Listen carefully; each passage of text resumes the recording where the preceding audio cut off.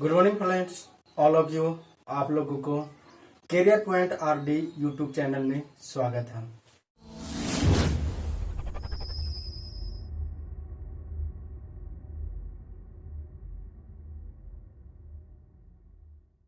अभी हम लोग दोस्तों प्रायद्वीपीय भारत की नदियां के बारे में जानकारी प्राप्त कर रहे हैं, जिसमें बंगाल की खाड़ी में गिरने वाली नदियां के बारे में जानकारी प्राप्त कर चुके हैं। आज हम लोग अरब सागर में गिरने वाली नदियां के बारे में जानकारी प्राप्त करेंगे। यानी अरब सागर में गिरने वाली नदियां के बारे में जानकारी प्राप्त करेंगे। तो चलिए देखते हैं अरब सागर की नदियां। तो दोस्तों देखिए, ये प्रायद्वीपीय भारत है। प्रायद्वीपीय भारत की नदियां हैं जो अरब सागर में अपना मुहाना बना रही है। तो कौन कौन सी वैसी नदियां हैं जो अरब सागर में अपना मुहाना बनाती है? तो देखिए, प्रायद्वीपीय भारत की 4 वैसी नदियां हैं जो अपना मुहाना खंभात की खाड़ी में बनाती है। कहा? खंभात की खाड़ी। ये आपका खंभात की खाड़ी ये हो गया। यानी 4 ऐसी नदियां हैं जो अपना मुहाना कहां बनाती है? खंभात की खाड़ी में। तो ये खंभात की खाड़ी हो गया, यहाँ अरब सागर के सामने है, गुजरात में। तो ये खंभात की खाड़ी में कौन कौन सी नदियां मुहाना बनाती है? तो साबरमती, माही, नर्मदा और ताप्ती। इसको कर्म से याद रखिएगा। ये पूछा गया है कि खंभात की खाड़ी में मुहाना बनाने वाली नदियों को कर्म से लिखे। तो सबसे पहले साबरमती, देखिए ये साबरमती, यहाँ माही, नर्मदा, ताप्ती। आनी साबरमती, माही, नर्मदा, ताप्ती, ये चारों नदियां हैं सो अपना मुहाना कहां बनाती है? खंभात की खाड़ी में बनाती है। अब प्रायद्वीपीय भारत या प्रायद्वीपीय पठार से निकलने वाली 2 नदियां ताप्ती और नर्मदा। प्रायद्वीपीय पठार से निकलने वाली 2 नदियां ताप्ती और नर्मदा, जो सामान्य ढाल के विपरीत भ्रंश घाटी से बहते हुई, यानी भ्रंश घाटी से बहते हुई ये पश्चिम की ओर खंभात की खाड़ी में अपना मुहाना बनाती है। तो देखिए ये देखिए, यहां पर प्रायद्वीपीय पठार है। अब प्रायद्वीपीय पठार के समान सभी नदियां जो प्रायद्वीपीय पठार से इधर से निकलती है से बंगाल की खाड़ी में गिरती है, लेकिन ये नर्मदा और ताप्ती नदी है सो अपना विपरीत दिशा में बहते हुए अपना जल कहाँ गिराती है? खंभात की खाड़ी में। तो देखिए, सबसे पहले हम लोग लूनी नदी के बारे में जानकारी प्राप्त करेंगे कि लूनी नदी है सो राजस्थान में निकल रही है लूनी नदी। तो ये लूनी नदी कहां से निकलती है और कहां अपना जल गिराती है? तो देखिए, लूनी नदी,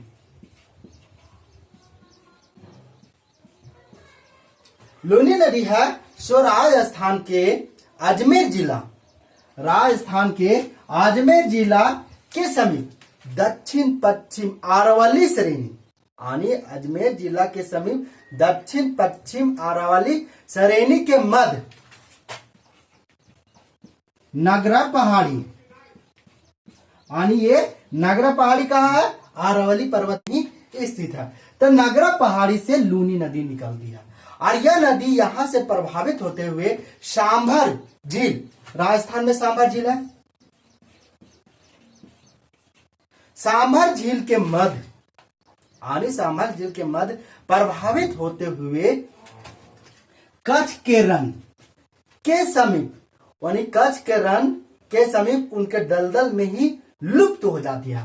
यानी ये लूनी नदी है से यहां से आती प्रभावित होते हुए और कच्छ के रण के दलदलों में ही लुप्त हो जाती है। तब पूछा गया है कि पश्चिमी घाट से निकलने वाली वह कौन सी नदी है जो समुद्र तक नहीं पहुंच पाती है? कौन है?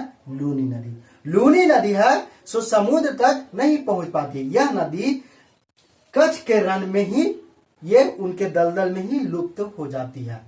अब देखिए, लूनी नदी की कुल लंबाई 320 किलोमीटर है, यानी ये राजस्थान में ही प्रभावित होती है। यानी लूनी नदी है राजस्थान में ही बहती है और कितने किलोमीटर बहती है? तो 320 किलोमीटर। कितने? 320 किलोमीटर ये प्रभावित होती है। कहां पर? राजस्थान में। अब देखिए, लूनी नदी की सहायक नदी कौन कौन सी है? सरस्वती,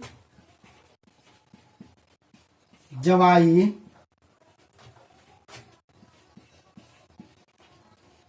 सुखंडी,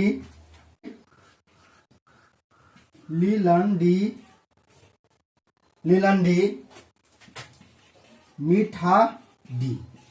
आणि ये सभी नदी सरस्वती, ज्वादी, सुखंडी, लीलंडी, मीठा डी, ये सभी नदियां किसकी सहायक नदी है? लूनी नदी की सहायक नदी। सहायक नदी जरूर याद रखिएगा, ये बार बार एग्जाम में पूछे जाते हैं। तो लूनी नदी की सहायक नदी सरस्वती, ज्वादी, सुखंडी, लीलंडी, मीठा डी।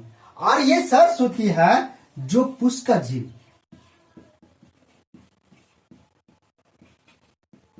और पुष्कर झील भी राजस्थान में है। तो सरस्वती का उद्गम कहां से होता है? ये पुष्कर झील से निकलती है और आगे प्रभावित होती है यानी सरस्वती। अब आगे देखिए अगला नदी,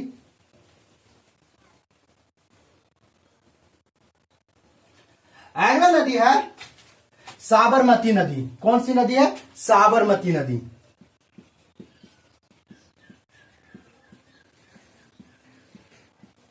ये साबरमती नदी का उद्गम राजस्थान के उदयपुर जिला, साबरमती नदी का उद्गम राजस्थान के उदयपुर जिला के समीप मेवाड़ पहाड़ी से निकलती। कौन? साबरमती नदी। और यह नदी प्रभावित होते हुए खंभात की खाड़ी में, देखिए ये खंभात की खाड़ी में अपना जल गिराती है यानी मुहाना बनाती है। कौन? साबरमती नदी। और साबरमती नदी का भी लंबाई कितनी है? 320 किलोमीटर। यह भी नदी 320 किलोमीटर ही लंबी है। कौन? साबरमती नदी। और साबरमती नदी के तट पर गांधीनगर तथा अहमदाबाद, गांधीनगर और अहमदाबाद जो साबरमती नदी के तट पर ही स्थित है। अब अगली नदी देखिए माही नदी। आगे है माही नदी। तो देखिए माही नदी का उद्गम मध्य प्रदेश के धार जिला, कौन सा जिला? धार जिला के समीप विंध्याचल श्रेणी से होता है। यानी माही नदी कहां निकलती है? विंध्याचल श्रेणी से निकलती। कहां से? मध्य प्रदेश के धार जिला के समीप विंध्याचल श्रेणी से निकलती है। और ये नदी प्रभावित होते हुए कहां अपना मुहाना बनाती है? खंभात की खाड़ी में। देखिए ये नदियां यहां प्रभावित हो रही है और खंभात की खाड़ी में अपना मुहाना बना रही है। कहा? खंभात की खाड़ी। माही नदी 3 राज्यों से होकर प्रभावित होती है। माही नदी कितने राज्यों से होकर प्रभावित होती है? 3 राज्यों से, मध्य प्रदेश, गुजरात और राजस्थान। यानी मध्य प्रदेश के बाद राजस्थान में जाती है और उसके बाद गुजरात। तो ये नदी कितने राज्यों से प्रभावित हो रही? 3 राज्यों से माही नदी, मध्य प्रदेश, राजस्थान और गुजरात में प्रभावित होती है। माही नदी जो कर्क रेखा को राजस्थान में 2 बार काटती है। यानी कर्क रेखा इधर से गुजरी हुई है, ये माही नदी राजस्थान में ही कर्क रेखा को 2 बार काटती है। तो नोट में लिखिए, देखिए कर्क रेखा 3 गो रेखाएं हैं। कर्क रेखा नोट कर लीजिएगा, कर्क रेखा, मकर रेखा, विषुवत रेखा।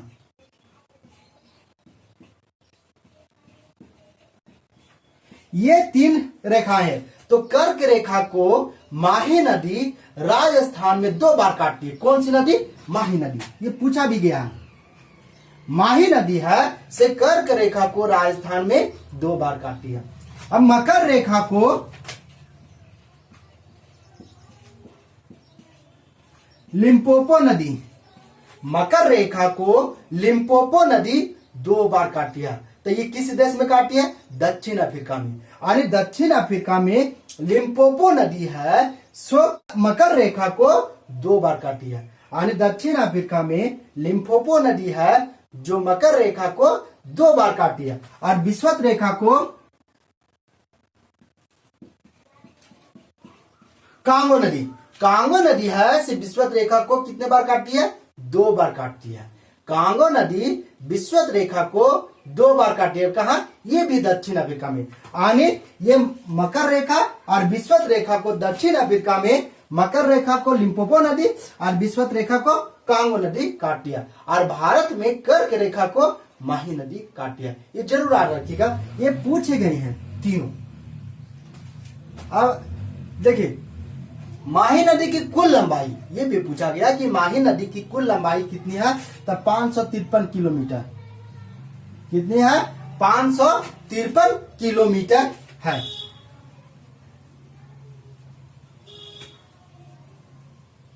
अब अगली नदी देखिए, आगे नर्मदा नदी है।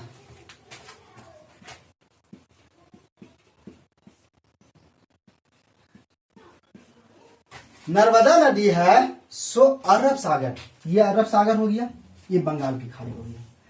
तो नर्मदा नदी है सो अरब सागर में जल गिराने वाली सबसे लंबी नदी है। नर्मदा नदी अरब सागर में जल गिराने वाली सबसे लंबी नदी है, और इसकी कुल लंबाई है 1312 किलोमीटर।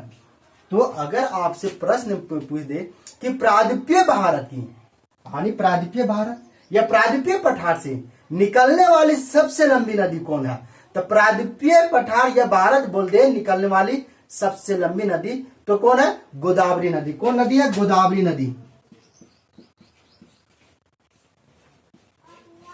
इसकी लंबाई, गोदावरी नदी की लंबाई 1465 किलोमीटर है। और यही पूछ दे कि प्रायद्वीपीय भारत की दूसरी सबसे लंबी नदी कौन है, तो कृष्णा नदी। कौन? कृष्णा। और इसकी लंबाई है 1400 किलोमीटर। कितनी है? 1400 किलोमीटर।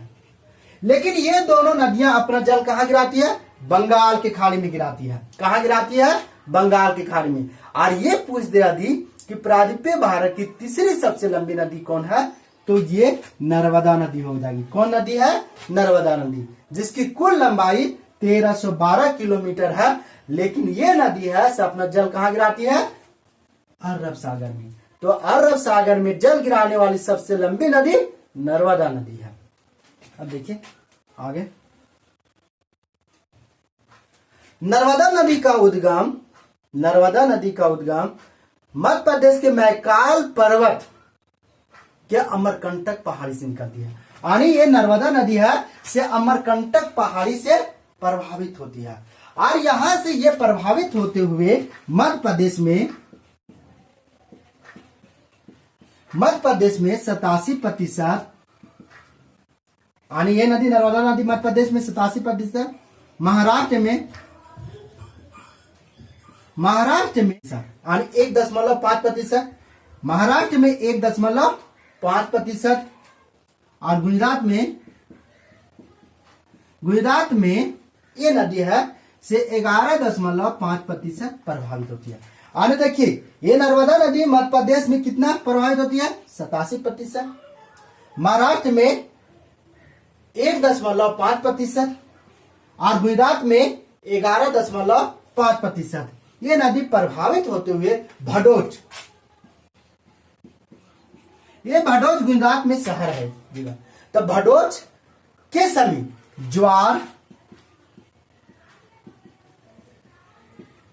ज्वारनंदमुख, यानी भडोच के समीप ज्वारनंदमुख के द्वारा खंभात की खाड़ी में अपना मुहाना बनाती है। देखिए नर्मदा नदी ये खंभात की खाड़ी में अपना मुहाना बनाती है। कौन? नर्मदा नदी। अब नर्मदा नदी के तट पर ही भडोच तथा जबलपुर,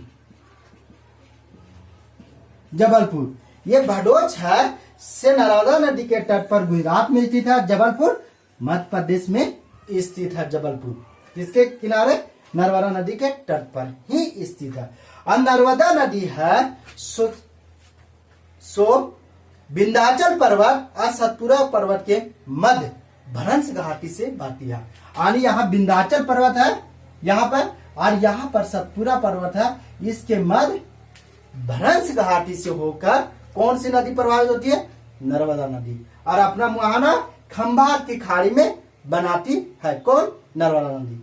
नर्मदा नदी पर ही जबलपुर में संगमरमर के चट्टानों में, यानी जबलपुर के संगमरमर के चट्टानों में एक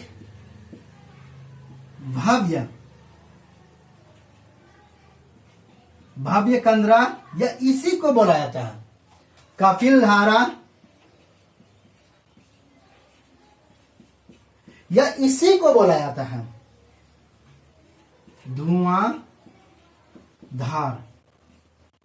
धुआंधार जलप्रपात।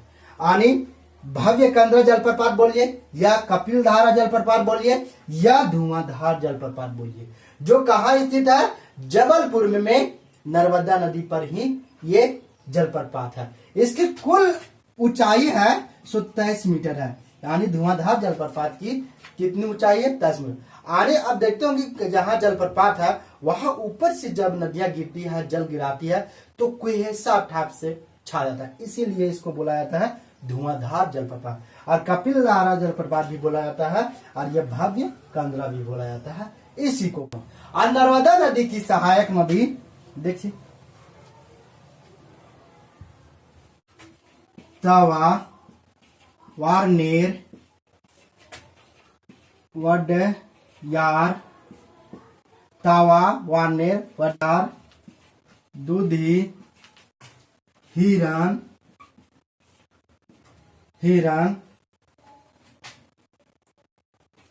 वरना, कोनार, माचक।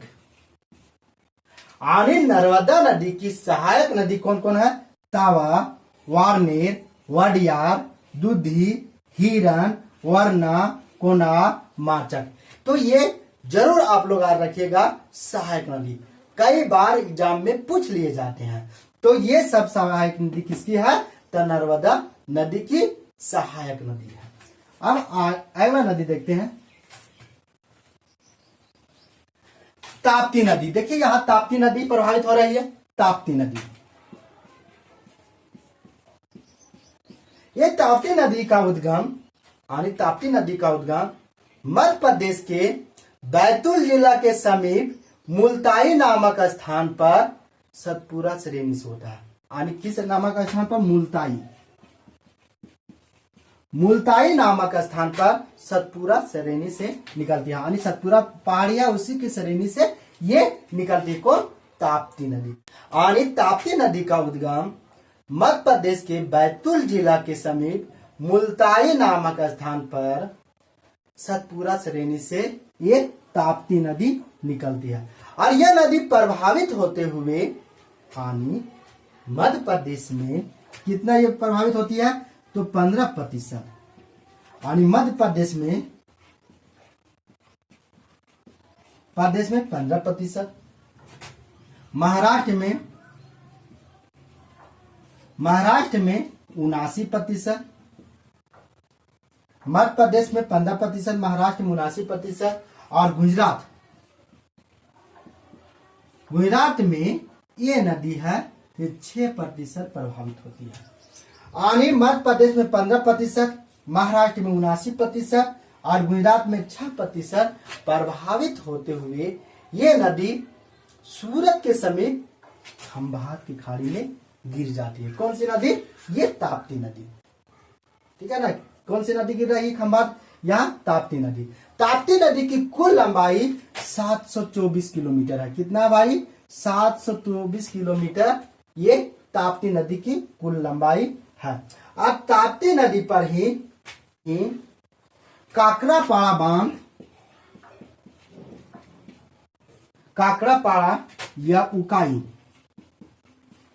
परियोजना चलाई जा रही है। किस पर, ताप्ती नदी पर ही काकरापाड़ा और उकाई परियोजना चलाई जा रही है। और यह नदी सतपुरा और अजंता पहाड़ी के मध्य भ्रंश घाटी में बहती है। कौन सी नदी, ताप्ती नदी। यानी सतपुरा और अजंता पहाड़ी के मध्य यानी बीचों बीच भ्रंश घाटी में बहती है, यानी भ्रंश घाटी में बहती है। अब देखिए आगे ताप्ती नदी की सहायक नदी, तो पूर्णा,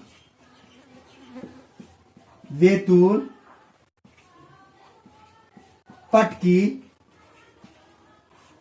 पटकी, गंजल, पूर्णा, बैतूल, पटकी, गंजल, बोकाड। ये सभी नदियां हैं सो ताप्ती नदी की सहायक नदी है। कौन सी? पूर्णा, बैतूल, पटकी, गंजल, बोकाड। ये सभी नदियां जो ताप्ती नदी की सहायक नदी है। अब आगे देखिए, ताप्ती नदी और नर्मदा नदी के बीच एक ब्लॉक पर्वत स्थित है, यानी सतपुरा पर्वत, यानी सतपुरा पर्वत ब्लॉक पर्वत कहा जाता है, क्योंकि इसके उत्तर में नर्मदा भ्रंश घाटी प्रभावित होती है और दक्षिण में ताप्ती भ्रंश घाटी प्रभावित होती है। अब आगे देखिए, पश्चिमी घाट से निकलने वाली नदियां, यानी ये पश्चिमी घाट से निकलती है और अरब सागर में गिरने वाली नदियां। यह सह्याद्री पर्वत उसे कहा जाता है, यह पश्चिमी घाट, इससे निकलकर अरब सागर में गिरने वाली नदियां।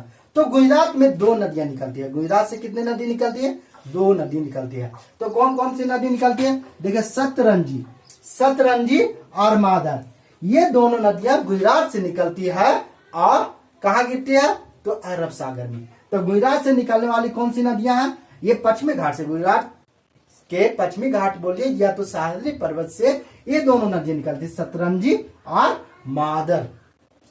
उसके आगे देखिए, गोवा से निकलती है जो नदियां, मांडवी और जुआरी, मांडवी और जुआरी है, गोवा से निकलती है ये दोनों नदियां और अरब सागर में गिर जाती है। तो मांडवी नदी के तट पर ही गोवा की राजधानी पणजी, गोवा की राजधानी कहाँ भाई? पणजी, और वो मांडवी नदी के तट पर स्थित है। अब आगे देखिए, शरावती या गंगावेली, शरावती या गंगावेली, शरावती देखिए ये है और गंगावेली, ये दोनों नदियां हैं सो कर्नाटक से निकलती है। कहाँ निकलती है? कर्नाटक से निकलती है और ये सब भी अरब सागर में अपना मुहाना बनाती है।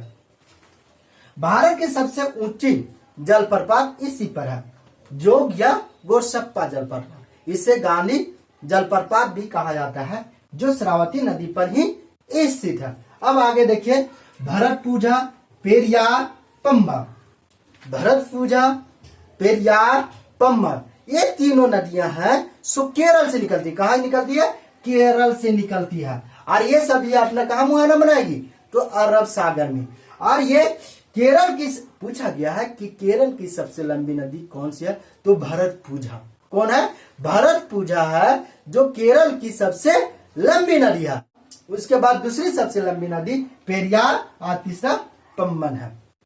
यानी अब देखिए, ये नदियां समाप्त हो गई, लेकिन सबसे पहले ये पश्चिमी घाट में, पश्चिमी घाट की नदियां जो ऊंचे से अपना जल नीचे गिराती है, ऊंचाई से जल गिराने के कारण यहाँ पर विद्युत का उत्पादन किया जाता है। आप देखिए, ऊपर से गिरेगी जल तो विद्युत का उत्पादन तो होगा ही, टरबाइन लगाएगा। तो ये सिर्फ टरबाइन लगा दिया जाता है और ये विद्युत का उत्पादन कर लिया जाता है। तो ये पश्चिमी घाट की अधिकतर जो नदियां हैं जो ऊंचाई से गिरने की वजह से यहाँ पर क्या किया जाता है? विद्युत का उत्पादन किया जाता है। थैंक यू दोस्तों, आपका प्रायद्वीपीय भारत की नदियां पूर्ण रूप से समाप्त हो गई। अब हम अगले क्लास में आपको जलप्रपात के बारे में जानकारी देंगे।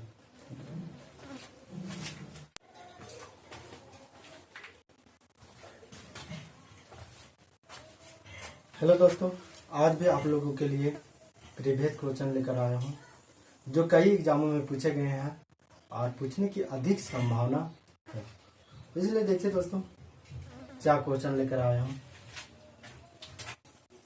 पहला क्वेश्चन है, गोमती नदी किस नदी की सहायक नदी है और कहां से निकलती है?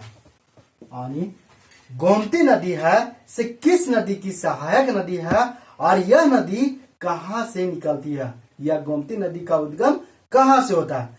तो गोमती नदी है सो गंगा की सहायक नदी है, यानी बाईं ओर से मिलने वाली गोमती नदी गंगा की सहायक नदी है। और यह नदी यानी गोमती नदी गंगा की एकमात्र सहायक नदी है जो हिमालय से न निकलकर, यानी गोमती नदी गंगा की एकमात्र सहायक नदी है जो हिमालय से न निकलकर उत्तर प्रदेश के तराइन के मैदानों से, यानी उत्तर प्रदेश के ये तराइन का मैदान है, तराइन के मैदानों से फुल्लहर झील के समीप से निकलती है। कहां से निकलती है? फुल्लहर झील के समीप से। देखिए ये यहाँ उत्तर प्रदेश में फुल्लहर झील के समीप से निकलती है। तो ये पूछा गया है क्वेश्चन कि गोमती नदी का उद्गम कहाँ है होता है, या तो इस तरह पूछा गया है इसको कि गंगा की एकमात्र कौन सी सहायक नदी है जो हिमालय से न निकलकर मैदानी क्षेत्रों से निकलती है।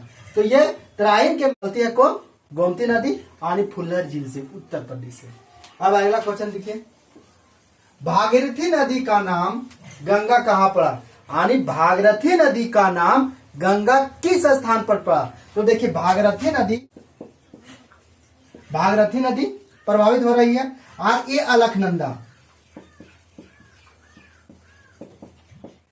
अलकनंदा नदी ये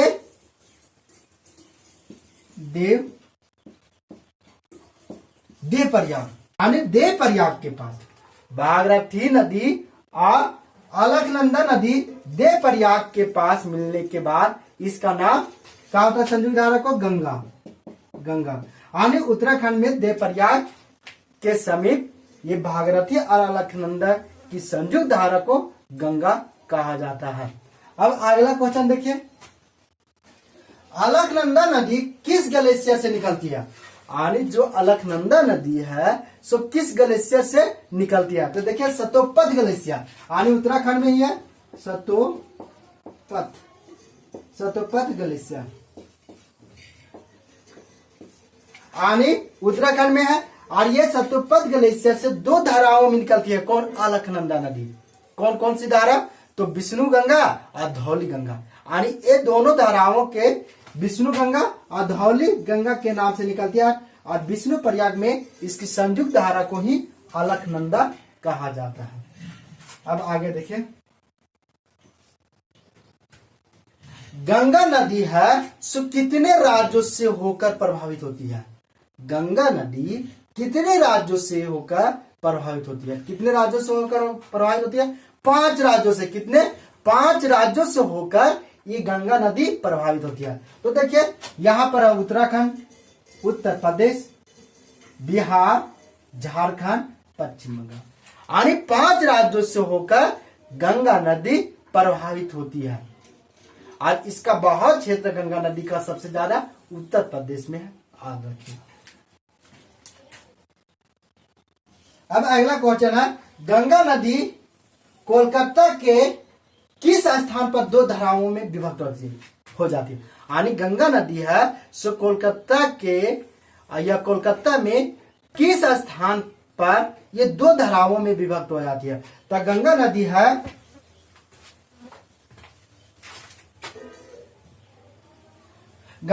कोलकाता में फरक्का नामक स्थान पर 2 धाराओं में विभक्त हो जाती है। एक इसकी धारा सीधे चली जाती है, उसका नाम है, ये धारा यहां गंगा 2 भागों में विभक्त होती है तो भागीरथी हो जाता है, यानी और एक हुगली, यानी गंगा नदी है सो कोलकाता के फरक्का नामक स्थान पर 2 धाराओं में विभक्त हो जाती है। एक सीधी धारा चली जाती है, उसे भागीरथी कहा जाता है। किस नाम से जानी जाती है? भागीरथी। और ये फिर बांग्लादेश में प्रवेश कर जाती है तो वहां इसका नाम हो जाता है पद्मा।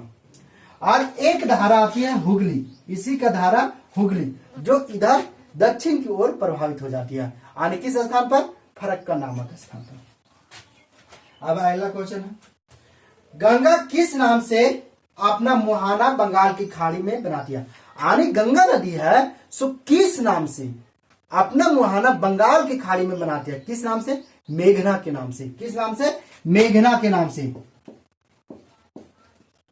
यानी मेघना के नाम से बंगाल की खाड़ी में अपना मुहाना बनाती है। और गंगा नदी जहां उद्गम होता है वहां भागीरथी के नाम से होता है। उसके बाद प्रभावित होते हुए ये नदी देवप्रयाग में अलकनंदा से यानी भागीरथी और अलकनंदा से मिल जाती है। तो इन दोनों की संयुक्त धारा को क्या कहा जाता है? गंगा। और ये गंगा नदी यहाँ से प्रभावित होते हुए कोलकाता में फरक्का नामक स्थान पर दो धाराओं में विभक्त हो जाती है। तो एक धारा को भागीरथी कहा जाता है और उसकी एक धारा को क्या कहा जाता है? दूसरी धारा को हुगली कहा जाता है। और ये भागीरथी नदी है जब बांग्लादेश में प्रवेश कर जाती है तो इसकी धारा को पद्मा कहा जाता है। और पद्मा में ब्रह्मपुत्र नदी जो जमुना के नाम से पद्मा में ब्रह्मपुत्र नदी जो जमुना के नाम से बांग्लादेश में मिल जाती है। तो इसकी संयुक्त धारा को भी पद्मा ही कहा जाता है।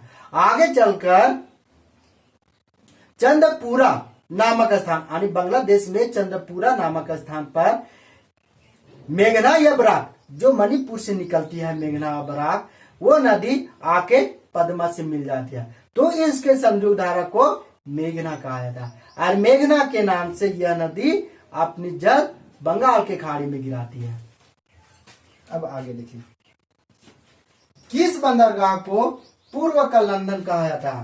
यानी किस बंदरगाह को पूर्व का लंदन कहा जाता है? तो कोलकाता बंदरगाह को। कोलकाता बंदरगाह को पूर्व का लंदन कहा जाता है। और यह किस नदी पर स्थित है? तो हुगली नदी पर। कोलकाता बंदरगाह हुगली नदी पर स्थित। थैंक यू दोस्तों, आज यहीं तक। यदि हमारा वीडियो अच्छा लगता होगा तो आप लोग एक लाइक जरूर कीजिए और हो सके तो आप हमारे चैनल को सब्सक्राइब कर लीजिए, जिससे आपको नोटिफिकेशन हर समय मिलते रहे। थैंक यू दोस्तों।